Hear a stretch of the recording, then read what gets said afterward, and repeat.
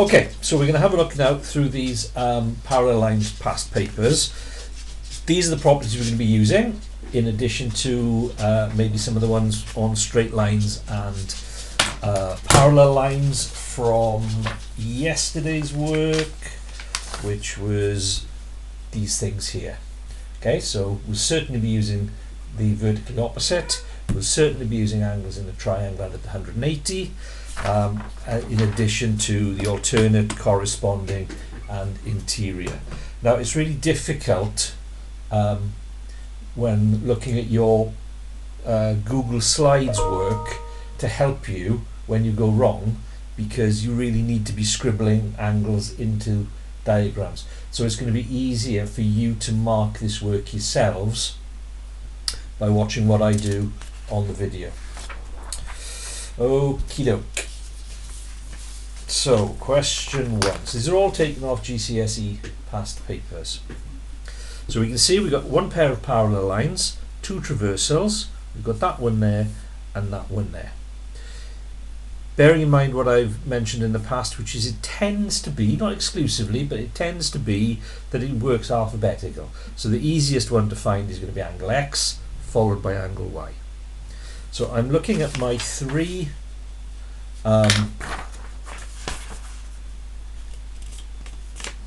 properties. And I'm always looking for a Z angle. That's usually my starting point, is alternate. And I can see there that I've got this clear Z going on there, which means if that is 64, that is 64, just like the yellow one there. So X is going to be 64. When I come to Y, well, I've got a Z angle there, so if that's Y there as well. But the actual one that we're going to use most easily is here, this interior angle. These two must add up to 180, so Y is going to be 180 less 150, which is 30 degrees. So that's using that parallel line property, but you could have just used the alternate and said, well, that's a Z there, so if that's Y, that's Y, that's on a straight line, they've got to add up to 180. There's lots of different ways about going about these questions. So X is 64, Y is 30. Question 2. Here I've got three lines which are parallel, and they happen to be running vertically rather than horizontally. And then we've got two traversals. But if you don't like looking at it like that, turn your exam paper around. If it makes more sense looking at it that way, well, that's not a problem. Anyway, we'll keep it as it is. A is probably the easiest to work out because it comes first.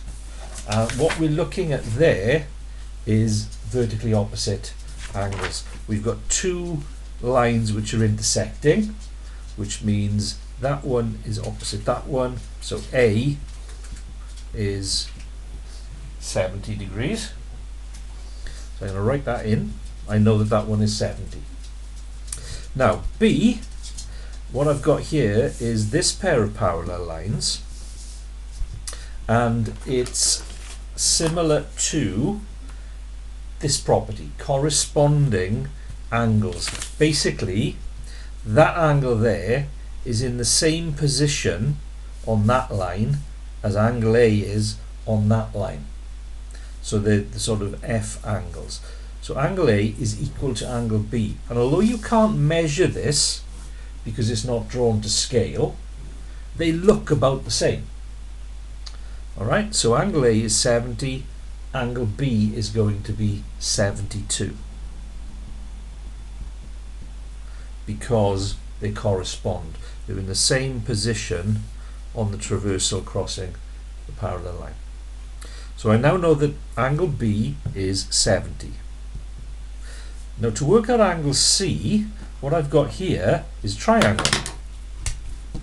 See the triangle there? So my angle properties of a triangle, I know that those three angles have to add up to 180. So to work out angle C, I've got to do 180 take away 70 take away 35, which is 75 degrees. So that's angle C. Just leaves me angle D. Well, if I look at angle D, I've got a different colour highlighter here anymore.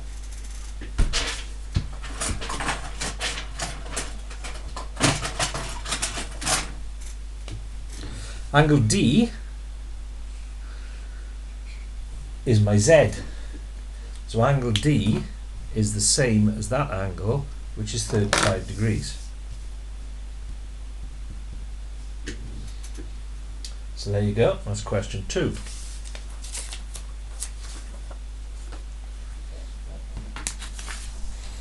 Question 3. Okay, so in question 3 I only need to find angle X, and angle X isn't very clear, but it's that obtuse angle there. So looking at it, I'm expecting an angle greater than 90 degrees to be my answer. And I can also see that I've got a triangle there.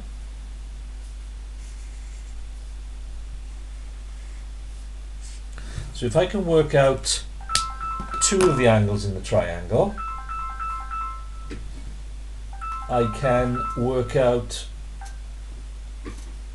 that angle. So here I've got a straight line. Angles on a straight line add up to 180. So that angle is going to be 180 take away 113. Let's use a calculator to do it. Could come up on a non-calculator paper, but just to speed things up. So I know that that angle there is 67 degrees. If I know that is 67, can I find this? Well, I haven't done any parallel line skills yet, but here I'm hunting Z, and there's my Z. So if that's 38, this is 38. That means now inside that triangle, I know 2 of the 3 angles, so I can work out what that angle there is. That angle there is going to be 180 degrees in a triangle, less 67, less 38. So 180 less 67 less 38 is 75 degrees. 75 degrees is that inside angle. I want X, which lies on a straight line with that. So X is going to be angles on a straight line add up to 180 less the angle on the inside of that intersection there, which is 75. So X is 105 degrees. Okay, so it's much easier when you can write your angles on. So I'm afraid if you weren't able to print these out, you would have found them harder than if you could print. Question 4, another one where we've got 3 lines which are parallel to each other and 2 traversals. So we've got P, Q, R and S. No, we haven't. We've got Q, R, S and T. So that's suggesting that that's going to be the easiest one to work out. Well, that one is going to be the same as that one. It's your corresponding angles. That's in the same position at that intersection as that is in that intersection. So that means Q is 72. And it also means if we come down to this parallel line, that one is 72 as well, because that's in the same position. So Q is 72. We know that R, we're into intersecting lines. This one, vertically opposite angles are equal, so R is 72 as well. Okay, so we've got Q and R. Now we need S. Well, S is going to be a Z with that one. Can I work out that one? Yes, I can. It's on a straight line with 117. So that one will be 180 take away 117.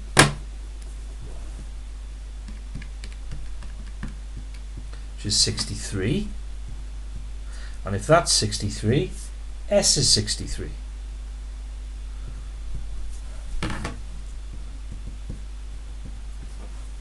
So then I need to work out T. Now T is inside a triangle. Angle properties of triangles, they add up to 180 degrees. I know that angle is 72. I've got a vertically opposite jobby going on there in the same way as I had down there. So if that's 63, that's 63. I know two of the angles, so this one is going to be 180. Angles inside a triangle add up to 180 less 72 less 63.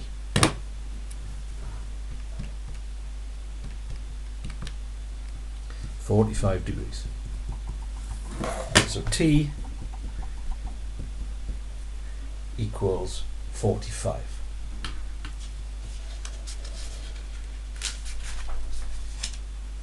Question 5. ABC. A, vertically opposite, 42. B is inside there, that's the sort of C angle, so those two must add up to 180. It's the interior angles, they're both inside the parallel lines. So B will be 180 less 42.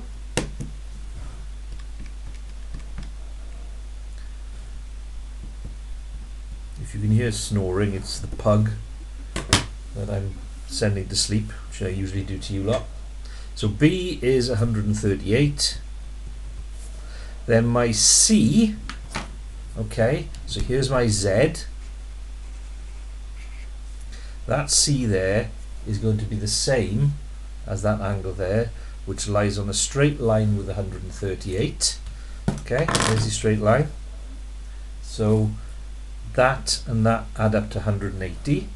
So C will be 180 take away 138.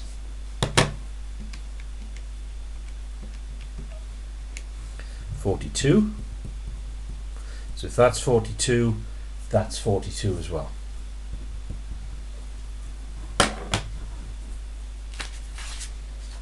Question 6. Diagram not drawn to scale. Calculate the size of the angle X. You must show all your working and explain each step of your answer.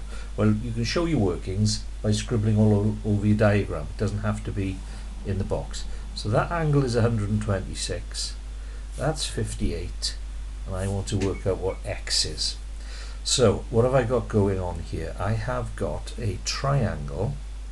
I know one angle, so I need to find that angle there. Now that angle there, here's my parallel lines. Okay, they keep going. Okay, so I can extend that if I want, and then I can see that those two are the interior ones. They're like that there, so they must add up to 180. So this angle is 180 less 126. 180 less 126 is 54 degrees. So now in my triangle, okay, so here's the triangle I'm going to use. If I get my highlighter going, in that triangle I know that angle is 54, that angle is 58. With that one they've got to add up to 180, so X would be 180 less 54 less 58.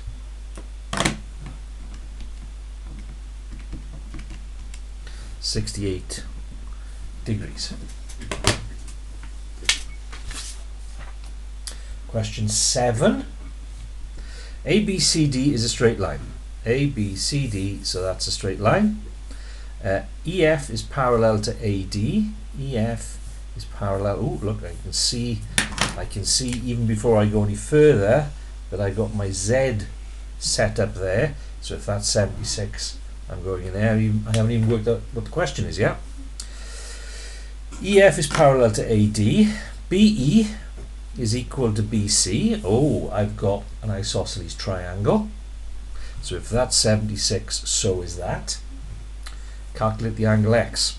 Well, already I know what I'm doing here. If that's 76, that's 76, because I've got a Z angle. If that's 76, so is that, because I'm in an isosceles triangle, and it's the angles at the end of the equal sides that are the same. I know those two, which means I can work out what that one is. That one is going to be 180 less 76 less 76.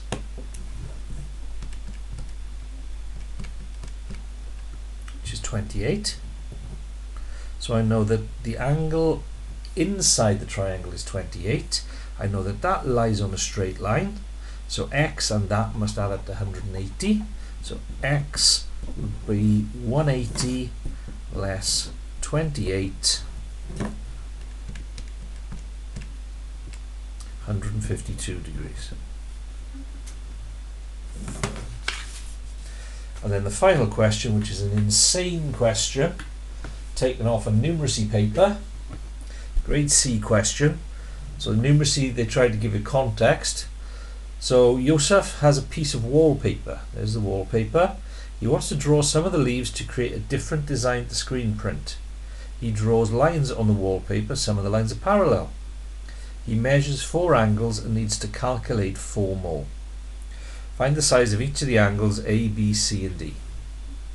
So you've got to be careful here.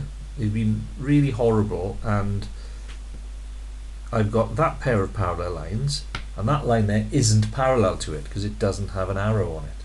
And similarly, I've got a different pair of parallel lines there because they've got double arrows, and the one in the middle isn't parallel. So they've been really evil.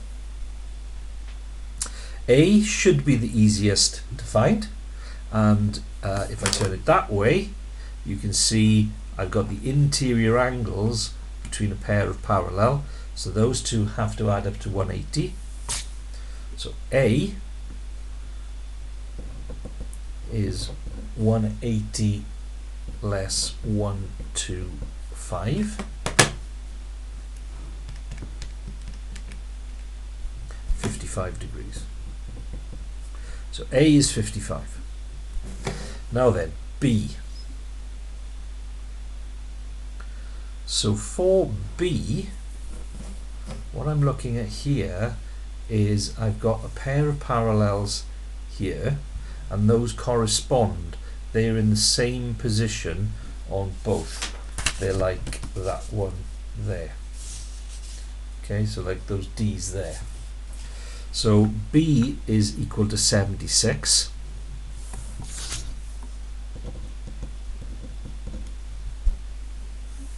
Because they correspond. Then to work out C, that's nice, I'm on a straight line, so those two must add up to 180.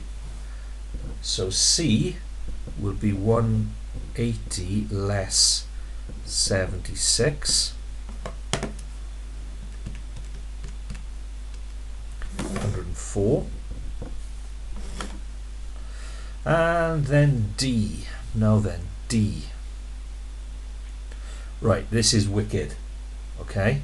Because it looks like we've got correspondings going on when we haven't, because that 73 is an utter red herring. It's not on a parallel line. The two parallel lines are that one there. So that's parallel to that one there. So you ignore that 73, it's a red herring. And if that one is 76, that's corresponding with that one as 76 there. So that is 76 because it corresponds with that, because those are the pair of parallels. And then to work out D, I'm on a straight line, so those two have to add up to 108. E. So D is 180 less 76, which means it's the same as C. 104.